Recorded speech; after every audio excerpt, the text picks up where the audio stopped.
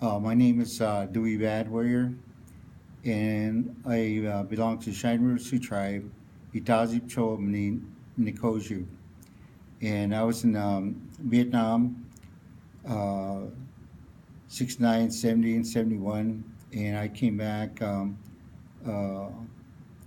as a sergeant, and I was in the Echo Company, 2nd Battalion, 1st Marines, and we were maybe 70 miles west of Da Nang, out in the jungles, Quezon Mountains, Arizona Territory, Dodge City.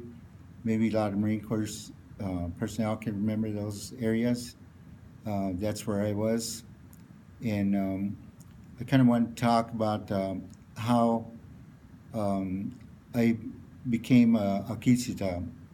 Um, my grandfather, great grandfather, two of them were in the Battle of Little Bighorn. And one's name was Kashunkawitko, his crazy horse, and the other one Zuyashita, bad warrior. They were both at Little Bighorn. And night before their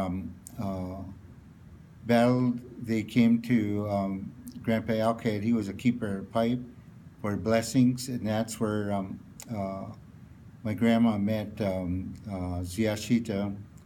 And a while after that, they got married, and she uh, took on the name Bad Warrior, Ziyashita. In 1892, they gave her a Christian name, and her name is Martha Bad Warrior, and my grandpa's name is Ezekiel Bad Warrior. And they were both at Little Bighorn, Battle Greasy Grass, and they made commitments, Tashunka would go on Crazy Horse, that we follow. And that's how I didn't understand why I was drafted and went into Marine Corps. But my grandfather later on explained to me uh, that those are ones that were uh, commitments made that we follow.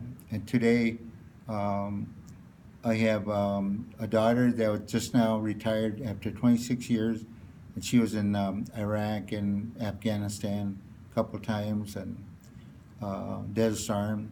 And my brothers and sisters, they have their children are over there too, and our whole family is like in a Kichita society.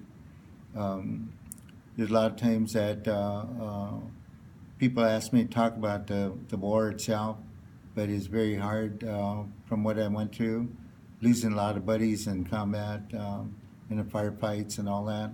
And I was a squad leader, so I really have that guilty feeling of not teaching them enough to survive. So I had to go through PTSD treatment for 5 months before I was able to sober up and uh, start to live a sobriety life. But when that happened, there's a lot of things that happened to me too. That my health, I had the Agent Orange all over my body. Went to Mayo Clinic twice, and they said there was nothing that can be done for me. It was uncurable, so I had to live with that. And VA gave me 100% disability, so today I'm 100% disabled, but I still can work, which is pretty good, and I'm planning on retiring pretty soon. Um, but there's a lot of things that I went through because of Vietnam, and I it'll take me a whole day to talk about it, but I appreciate them asking me to kind of mention, really want to mention my great grandparents because my grandma's buried by Thunder Butte, and me and my son we take care of the cemetery. And she's a Gold Star mother. Her name is Julie Ironcedar. She's a half sister to Crazy Horse, and uh, her son Moses Clown, what got killed in World War I, and he was not even a citizen.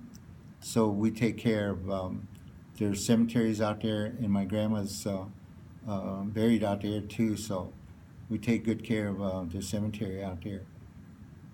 So those are some things that I kind of want to mention. Um, Maybe sometime in the future I can talk about experiences, uh, but it's times that's really hard to talk about it. Called anniversary dates, and that's coming up in November 10th, Marine Corps birthday. Excuse me. I was up there in Quayside Mountains, and one of my buddies got killed the same day. So um, those are kind of hard to talk about. I'm pretty sure a lot of Marines or Army veterans, Vietnam veterans go through that. It's really hard to talk about those kind of things. But someday, maybe Tungasha will help us to talk about those things and live a peaceful life. And I hope all the veterans have a peaceful Veterans Day. And Doksha Ake, I will talk to you again. So Doksha Ake.